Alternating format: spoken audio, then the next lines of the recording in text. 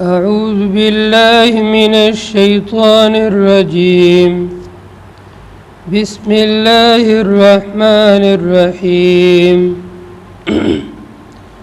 وإذ استسقى موسى لقومه فقلنا اضرب بعصاك الحجر فانفجرت منه 12 عينا قد علم كل أناس مشربهم كلوا واشربوا من رزق الله ولا تعثوا في الأرض مفسدين.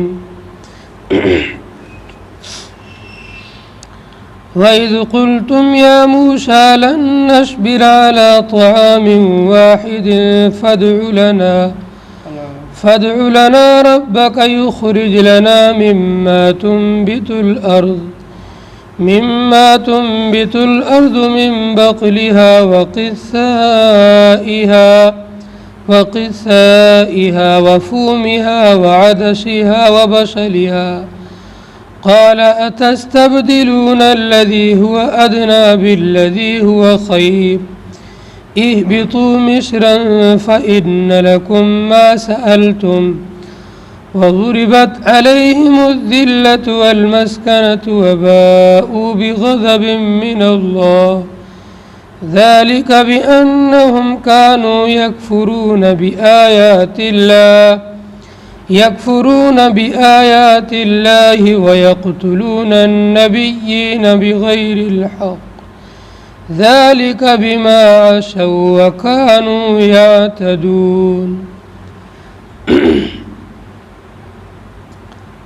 اللہ تبارک و تعالیٰ کے فضل و کرم اور احسان سے آج ہم سورۃ البقرہ کی آیت نمبر 60 اور 61 دو آیات کی تفسیر کو پڑھیں گے اور دو آیات کو سمجھیں گے. ان آیات کا تعلق بھی پیچھے کی آیات سے ہے جن میں بنی اسرائیل کی طرف سے ناشکری اور اللہ تبارک و تعالیٰ کی طرف سے مسلسل احسانات اور انعامات کی بارش ہو رہی تھی. اللہ تعالیٰ ان بنی اسرائیل پر حضرت یعقوب علیہ السلام کی اولاد پر طرح طرح کی نعمتوں کو اتار رہا تھا اور یہ لوگ ان نعمتوں کو کھا کر، ان نعمتوں کو پی کر، ان احسانات سے فائدے اٹھا کر بھی ناشکری کر رہے تھے. وَإِذِ اسْتَسْقَى مُوسَى لِقَوْمِهِ، اس آیت میں بنی اسرائیل کے لیے ایک خرق عادت، معجزے کے دور پر پانی کا انتظام کرنا ہے، اور یہ واقعہ بھی میدان تی کا ہے، وادی تی کا ہے. جب بنی اسرائیل اپنی نافرمانی کی وجہ سے اللہ نے ان کو حکم دیا کہ یوشع بن نون کے ساتھ یہ نکل کر کے گئے اور ان کو حکم دیا کہ موسیٰ علیہ السلام کے ساتھ مل کر کے قوم عمالقہ سے جہاد کرو، تو یہ لوگ کہنے لگے اذهب انت وربک فقاتلا انہا ہنا قاعدون، اے موسیٰ تم اور تمہارا رب جا کے لڑو، ہم تو نہیں چلیں گے تمہارے ساتھ. نبی کا ساتھ دینے سے انکار کر دیا. اللہ نے ان کو سزا کے طور پر وادی تی میں بھٹکا دیا اور 40 سال تک یہ لوگ وادی تی میں بھٹکتے رہے، راستہ کھو گئے، ان کو باہر نکلنے کا راستہ ہی نہیں ملتا تھا. صبح چلتے تھے، شام کو پھر گھوم کر کے جہاں سے چلے وہیں پہ واپس. تو اس وادی کے اندر جب ان کو پیاس لگی تو انہوں نے موسیٰ علیہ السلام سے کہا کہ ہم تو پیاس سے مر رہے ہیں، پانی کا انتظام کرو. حضرت موسیٰ علیہ السلام نے اللہ کے حضور دعا مانگی. وَإِذِ اسْتَسْقَى، وہ نعمت بھی یاد کرنے کے قابل ہے. اے بنی اسرائیل، وہ احسان یاد کرنے کے قابل ہے. استسقى موسیٰ، جب موسیٰ علیہ السلام نے پانی کو طلب کیا، پانی کو مانگا، لِقَوْمِهِ اپنے قوم کے واسطے، اپنے قوم کے لیے، فَقُلْ نَضْرِبْ بِعَصَاكَ الْحَجَرَ ہم نے موسیٰ علیہ السلام سے کہا اپنی لاٹھی کو اس پتھر پر مارو۔ تفسیر مظہری میں قاضی ثناء اللہ صاحب پانی پتی رحمۃ اللہ علیہ انہوں نے تفسیر لکھی، تفسیر مظہری، اس میں لکھا ہے کہ یہ وہی پتھر تھا جو پتھر موسیٰ علیہ السلام کے کپڑے لے کر بھاگا تھا ایک بار، اور اس میں بھی اللہ کی طرف سے مصلحت تھی۔ بنی اسرائیل کی جو قوم تھی یہ موسیٰ علیہ السلام کے بارے میں ایک غلط بات کرتی تھی، نعوذ باللہ کہتی تھی کہ موسیٰ علیہ السلام انین ہے یا پھر نامرد ہے۔ ان کے جو آدمی کو اللہ نے شہوت پوری کرنے کا راستہ دیا ہے اس میں کوئی نہ کوئی نقص ہے، یہ موسیٰ علیہ السلام کے بارے میں قوم کہتے تھے، لوگ کہتے تھے۔ ایک مرتبہ موسیٰ علیہ السلام نہانے کے لیے گئے تو یہ جو لوگ تھے نا یہ تو یوں ہی کھلے میدان میں بغیر کپڑوں کے نہاتے رہتے تھے، لیکن موسیٰ علیہ السلام تو ایک باحیا انسان تھے، وہ پردے کے ساتھ نہاتے تھے۔ تو موسیٰ علیہ السلام نے پردہ کیا اور پردے کے اندر نہانے کے لیے گئے اور اپنے کپڑے جو تھے وہ اس پتھر پر رکھے۔ موسیٰ علیہ السلام نے جب نہانا شروع کیا تو یہ پتھر کپڑے لے کے بھاگنا شروع ہو گیا۔ اب موسیٰ علیہ السلام کہہ رہے ہیں کیف رک جا بھائی، میرے کپڑے چھوڑتے، رک جا۔ یہ پتھر بھاگتا ہوا جہاں بنی اسرائیل کا مجمع تھا وہاں جا کے ٹھہرا۔ سب لوگوں نے موسیٰ علیہ السلام کو دیکھ لیا، کہنے لگے ہم تو یوں ہی باتیں کرتے، موسیٰ علیہ السلام میں کوئی عیب نہیں ہے، بالکل عیب سے پاک ہے یہ۔ اس طریقے سے اللہ تعالیٰ نے حضرت موسیٰ علیہ السلام کے اوپر جو لوگ تہمت لگاتے تھے اس تہمت سے بری کیا اور پاک کیا۔ پھر روایات میں لکھا ہے، تفسیر مظہری میں لکھا ہے کہ اللہ تعالیٰ نے، حضرت جبریل نے موسیٰ علیہ السلام کو حکم دیا کہ اس پتھر کو اپنے پاس رکھ لو، یہ کبھی کام آئے گا۔ یہی پتھر تھا جس پتھر کے اوپر موسیٰ علیہ السلام نے اپنی لاٹھی کو مارا، تو یہ پتھر چکور تھا، بالکل چار کونے والا چکور۔ اس کے ہر طرف سے، چاروں طرف سے تین تین جو ہے ندیاں اور چشمے جاری ہو گئے، ایک طرف سے تین، دوسری طرف سے تین، تیسری طرف سے تین، چوتھی طرف سے تین، 4 تری 12 ہو گئے، 12 چشمے جاری ہو گئے۔ اور یعقوب علیہ السلام کے 12 لڑکے تھے، ہر لڑکے کا ایک قبیلہ بن گیا تھا۔ بنی اسرائیل کے 12 قبیلے تھے، ایک ایک قبیلے کے لیے ایک چشمہ جاری ہو گیا۔ اور مفسرین نے یہ بھی لکھا ہے کہ اللہ تعالیٰ نے اس پتھر سے جو پانی نکلتا تھا اس کو معجزے والا پانی بنایا، جتنی ضرورت ہوتی تھی اتنا ہی نکلتا تھا، جیسے ضرورت پوری ہوئی پانی خود بخود بند ہو جاتا تھا۔ اور پانی نکلنے کی طریقہ اور ترتیب یہ تھی، اس کی شکل یہ تھی کہ حضرت موسیٰ علیہ السلام اس پتھر کے اوپر 12 مرتبہ ضرب لگاتے تھے، 12 مرتبہ لاٹھی کو مارتے۔ جیسے ہی ایک مرتبہ مارتے تو مفسرین نے لکھا ہے کہ جس جگہ پر وہ لاٹھی پڑتی تھی وہاں پر عورت کی پستان کی طرح یوں پتھر میں سے ابھر جاتی جگہ، اور ابھر کر کے وہاں سے پہلے ہلکی سی پانی کی جو ہے نہر کی طرح اور جاری ہوتی، پھر یہ تیز چلنا چالو ہو جاتی اور جتنی ضرورت ہوتی اتنا بہتا رہتا۔ جب پورے قبیلے کی ضرورت پوری ہو جاتی تو پھر پانی رک جاتا۔ اور روایات میں لکھا ہے ایک دن کے اندر 6 لاکھ لوگ اسی پتھر کے پانی سے اپنی ضروریات کو پوری کرتے تھے۔ 6 لاکھ لوگ، اب آپ سمجھو 6 لاکھ لوگوں کے لیے کتنے پانی کی ضرورت ہوگی۔ تو اللہ نے ایک چھوٹے سے پتھر تھے کتنا سارا پانی نکالا، اور جتنی ضرورت ہے اتنا ہی پانی روز نکل رہا ہے۔ جیسے ہی لاٹھی مارتے پانی جاری ہو جاتا، پھر بند کرنے کے لیے پھر لاٹھی مارتے تو پانی بند ہو جاتا۔ یہ اتنا بہترین اللہ نے ان کے لیے پانی کا انتظام کیا۔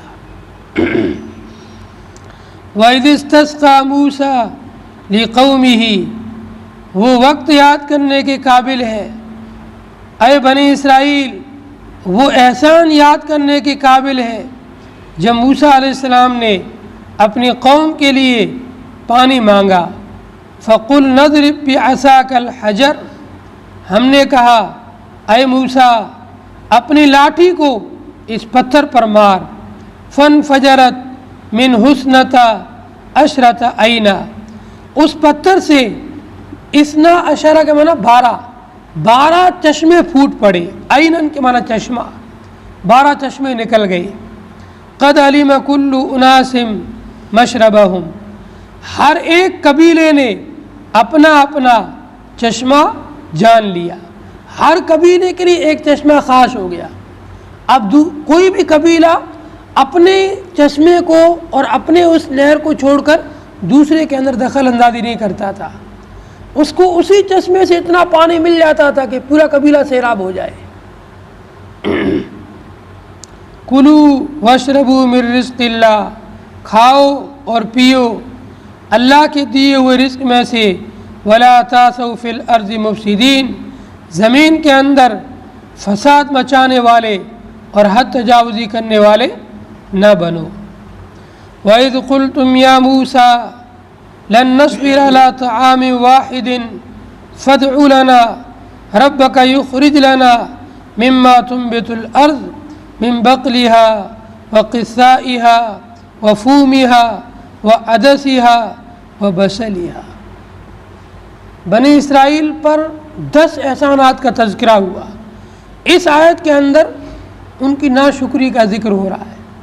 اللہ فرماتے ہیں وہ وقت بھی یاد کرنے کے قابل ہے جب تم نے کہا، اے بنی اسرائیل جب تم نے کہا یا موسیٰ، اے موسیٰ لن نصبر، ہم ہرگز صبر نہیں کریں گے، علی طعام واحد، ایک کھانے پر، فادع لنا، آپ دعا کیجئے، رب کا، اپنے رب سے، یخرج لنا مما تنبت الارض، وہ نکالے ہمارے لیے ان چیزوں میں سے جو زمین کی پیداوار ہے، جن کو زمین پیدا کرتی ہے، جو زمین سے پیدا ہوتی ہے، من بقلیہا وقثائہا، من بقلیہا سبزیاں، بقل بولتے ہیں سبزی کو، عام سبزی کوئی بھی ہو، آلو، ٹماٹر، گوبر، آپ کی گوبھی، گاجر، سب کے لیے بقل ان کا لفظ آتا ہے۔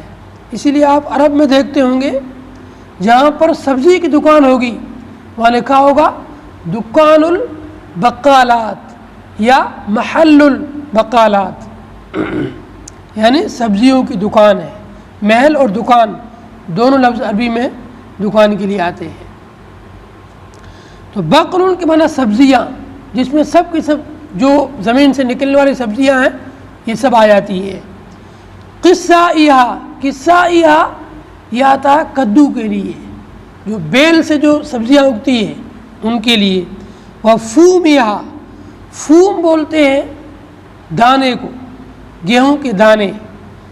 وعدسیہا، عدس بولتے ہیں مسور کی دال کو۔ وبصلیہا، بصل بولتے ہیں پیاز کو۔ اب انہوں نے من اور سلوہ جو جنتی کھانا تھا اس کو چھوڑ کر کے اس کا مطالبہ کیا۔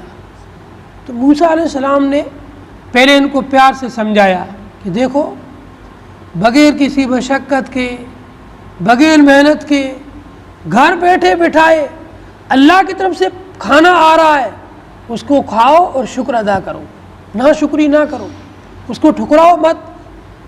لوگ تو رزق کے لیے، کھانے کے لیے ان کو دوڑ دھوپ کرنی پڑتی ہے، تمہیں کچھ کرنا ہی نہیں ہے، گھر پہ بیٹھے ہوئے کو اللہ بھیج رہا ہے، کھانا کھلا رہا ہے، کھانا کھاؤ اور شکر ادا کرو۔ انہوں نے کہا نہیں، ہم تو ایک کھانے پر اب صبر نہیں کریں گے، ہمیں تو من سلوا نہیں چاہیے، ہمیں تو گوبھی چاہیے، گاجر چاہیے، آلو چاہیے، پیاز چاہیے، لہسن چاہیے، یہ سب چیزیں چاہیے، ہم یہ کھائیں گے۔ حضرت موسیٰ علیہ السلام نے کہا، غصے میں ہو کر کہا، کیسے لوگ ہو تم، ایک اعلیٰ چیز کو گھٹیا سے بدلتے ہو، اعلیٰ چیز کو، عمدہ چیز کو چھوڑ کر گھٹیا چیز کا مطالبہ کرتے ہو۔ چلو جو تمہارا مطالبہ یہ تمہیں مل جائے گا، لیکن تمہیں یہاں سے نکلنا پڑے گا، یہاں سے نکلو اور فلاں شہر میں جاؤ، وہاں جا کر کے تم اللہ کے سامنے استغفار کرو، دعائیں کرو، اللہ تعالیٰ وہاں کی زمین میں تمہارے لیے یہ سب چیزیں پیدا کر دے گا، وہاں جا کے رہو اور یہ چیزیں کھاؤ۔ قال، حضرت موسیٰ علیہ السلام نے کہا، ان کو سمجھایا، اتستبدلون الذی هو ادنی بالذی هو خیر، کیا تم لوگ بدلتے ہو اس چیز کو جو ادنا ہے، کیا تم بدلے میں لیتے ہو اس چیز کو جو کمتر ہے، اس کے بدلے میں جو اعلیٰ ہے، اچھی ہے۔ من و سلوہ ایک اچھی چیز ہے، اس کو ٹھکرا کر کے اس کے بدلے میں پیاز، لہسن، گوبھی، یہ کمتر چیز لیتے ہو، بہت برا فیصلہ کر رہے ہو۔ اہبطوا مصرا فإن لکم ما سألتم، تم چلے جاؤ، اتر جاؤ فلاں شہر کے اندر، بلا شبہ تمہارے لیے وہاں وہ چیز ملے گی جس کا تم سوال کرتے ہو۔ وَضُرِبَتْ عَلَيْهِمُ الذِّلَّةُ وَالْمَسْكَنَةُ وَبَاءُوا بِغَضَبٍ مِّنَ اللَّهِ۔ اللہ تعالیٰ نے بنی اسرائیل کے اوپر یہ عذاب اتارا۔ ضُرِبَتْ عَلَيْهِمُ الذِّلَّةُ، ضُرِبَت کے معنی کسی چیز کو تھوپ دینا جو ان پر ہمیشہ ہمیشہ رہے، قیامت تک کے لیے رہے۔ اللہ تعالیٰ نے بنی اسرائیل کے اوپر ذلت کو اور رسوائی کو تھوپ دیا، ان کے اوپر بس چپکا دیا، کبھی بھی ذلت اور رسوائی تم سے ہٹے گی نہیں۔ اسی لیے مفسرین لکھتے ہیں کہ ان یہود کی اور بنی اسرائیل کی دنیا میں کبھی بھی مستقل حکومت قائم ہو ہی نہیں سکتی ہے۔ یہود کی جہاں بھی کہیں اگر حکومت ہے بھی تو وہ عیسائیوں کی ماتحتی میں ہوگی، اس کے باقاعدہ باغ ڈور سنبھالنے والے عیسائی لوگ ہوں گے، یہ ان کی ماتحتی میں غلام بن کر کے ظاہری طور پر حکومت کے حکمراں بن کے بیٹھے ہوں گے۔ جیسے آج ان کا جو چھوٹا سا یہودیوں کا پوری دنیا میں ایک ہی ملک ہے، اسرائیل، جو اسپیشل خاص طور پر یہودیوں کا ملک ہے، یہود کا ہے۔ یہ اسرائیل جو کہا جاتا ہے، یہ اسرائیل بھی آپ کے امریکہ وغیرہ کا غلام ہے، انہی کے آرڈر سے، انہی کے حکم سے سب ان کے قانون پاس ہوتے ہیں، ان کے انتخابات ہوتے ہیں، سب کچھ ان کے انڈر میں ہے۔ بس ظاہری طور پر یہ ایک مستقل ملک ہے، باقی ہے یہ ان کا غلام۔ تو اللہ نے ان کے اوپر ایسی ذلت کو تھوپ دیا ہے کہ یہ دنیا میں کسی بھی عزت کو کبھی پا ہی نہیں سکتے ہیں، ہمیشہ ذلیل رہیں گے، غلام رہیں گے، دوسروں کے ماتحت رہیں گے، کبھی اللہ ان کو آزادی نصیب ہی نہیں کرے گا۔ اور اللہ نے ایسے دنیا میں بادشاہ بھیجے جنہوں نے ان یہودیوں کو پکڑ پکڑ کر کے گاجر مولی کی طرح کاٹا، جہاں ملتے تھے ان کو پکڑ کر کے کاٹتے تھے، اور چھوٹے تھوڑے سے لوگوں کو عبرت کے لیے چھوڑا۔ ایک بادشاہ گزرا ہے بخت نصر، اس نے بھی ان کو خوب کاٹا، یہ بھی عیسائی بادشاہ تھا، اس نے دنیا میں یہودیوں کو، بنی اسرائیل کو چن چن کر کاٹا۔ پھر اس کے بعد میں ایک اور عیسائیوں کا بادشاہ آیا، اس نے ان کو دنیا میں پکڑ پکڑ کر کے، چن چن کر کے، کہاں کا یہودی ہے، جہاں اس کو پتہ چلا سب کو قتل کر دیا۔ اخیر میں تھوڑے سے چند ہزار لوگوں کو چھوڑا اور لوگوں کو یہ بول کر گیا کہ تم یہ کہو گے کہ میں بہت ہی زیادہ ظالم تھا، میں نے لوگوں کو اس لیے قتل کیا۔ نہیں، یہود کی فطرت میں یہ ہٹ درمی، ضد، نافرمانی ہے، میں صرف عبرت کے لیے تھوڑے سے لوگوں کو چھوڑ رہا ہوں، یہ بڑھ کر کے پھر دنیا میں فساد مچائیں گے تو تم ان کے فساد کو دیکھو گے تو کہو گے اس نے بالکل ٹھیک کیا تھا، یہ ایسے ہی لوگ ہیں، ان کو مارا ہی جائے، ان کو قتل ہی کیا جائے۔ تو تو اللہ نے ان کے یہودیوں کے اوپر ایسی ذلت کو، ایسی رسوائی کو تھوپ دیا ہے۔ یکے بعد دیگرے، وقتاً فوقتاً ایسے بادشاہ آتے رہتے دنیا میں جو ان کو پکڑ کر کے گاجر مولی کی طرح کاٹتے ہیں، اور ہمیشہ ہمیشہ کے لیے اللہ نے ان کو غلام بنا دیا۔ کبھی بھی مستقل آزادانہ طور پر ان کی کہیں بھی حکومت قائم نہیں ہو سکتی ہے۔ وباءوا بغضب من اللہ، اور یہ لوگ لوٹے اللہ کے غضب کے ساتھ، اللہ کے غصے کے ساتھ۔ انہوں نے ہمیشہ ہمیشہ کے لیے اللہ کو ناراض کر دیا۔ ذالک بانہم کانوا یکفرون بآیات اللہ، ان کے اوپر یہ ذلت، یہ رسوائی، اللہ کا غضب کیوں اترا؟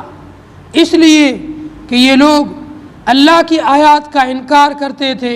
وَيَقْتُلُونَ النَّبِيِّينَ، نبیوں کا قتل کرتے تھے، بغیر الحق، ناحق طور پر۔ نبی کا حق تو، نبی کا قتل تو ناحق ہی ہوگا۔ نبی کوئی ایسا کام کرتا ہی نہیں کہ اس کے بدلے میں اس کو حق کے طور پر قتل کیا جائے۔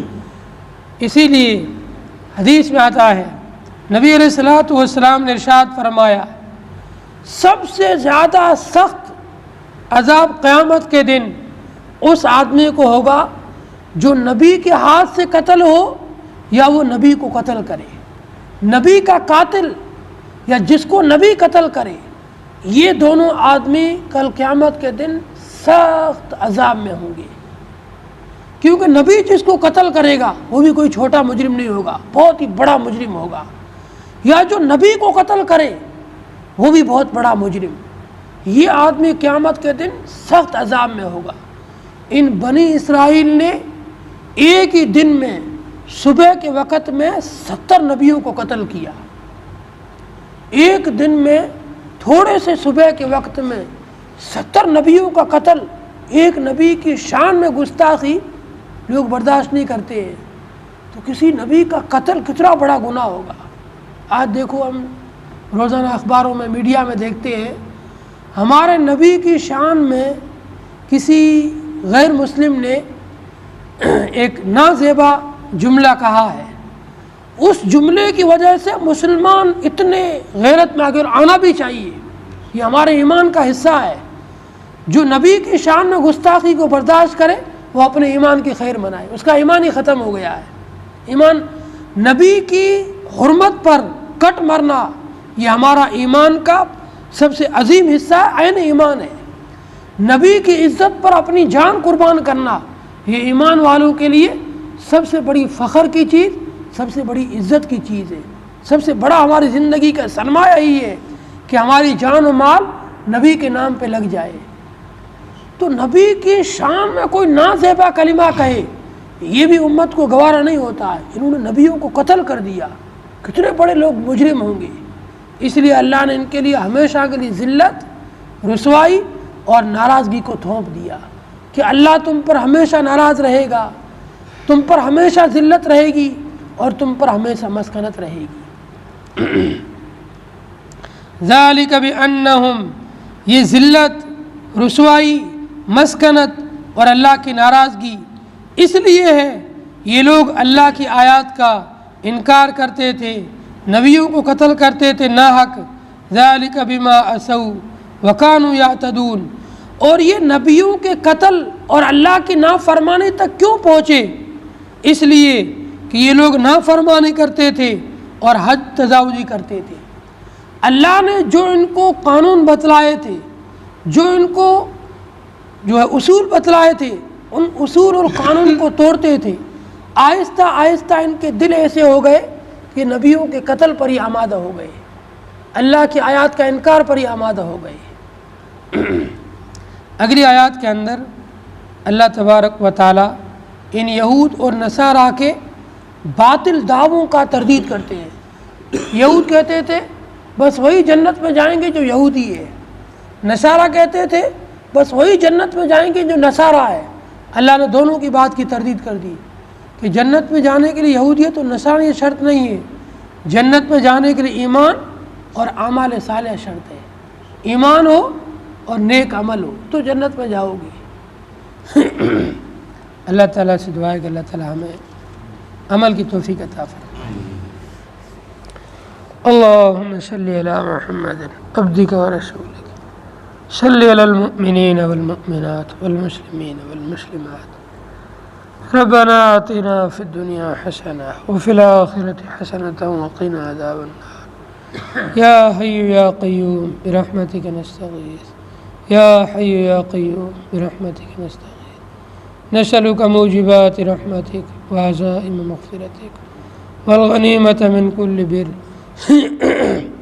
والسلامة من كل إثم لا تدع لنا ذنبا إلا غفرته ولا هما إلا فرجته ولا حاجة هي لك رضا إلا قضيتها یا ارحم الراحمین۔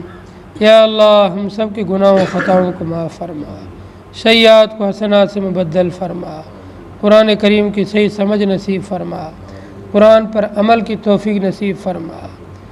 یا اللہ انبیاء کی عظمت ہمارے دلوں میں ڈال دے، خصوصاً آخری نبی حضرت محمد الرسول اللہ صلی اللہ علیہ وسلم کی محبت و عظمت کو نصیب فرما، ہمارے دلوں کے اندر حب نبی نصیب فرما، عظمت نبی نصیب فرما، محبت نبی نصیب فرما، عظمت رسول پر، ناموس رسالت پر ہمیں کٹ مرنے کی توفیق عطا فرما، شہادت کا جذبہ نصیب فرما، شہادت کا شوق نصیب فرما، یا اللہ شہادت والی موت نصیب فرما۔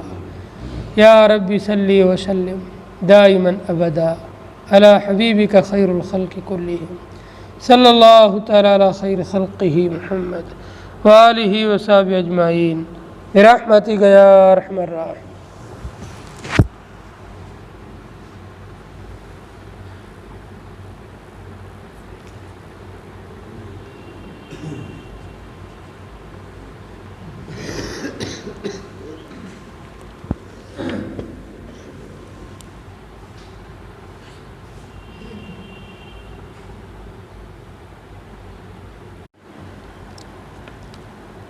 اعوذ باللہ من الشیطان الرجیم بسم اللہ الرحمن الرحیم وَإِذِ اسْتَسْقَىٰ مُوسَىٰ لِقَوْمِهِ فَقُلْنَا اضْرِب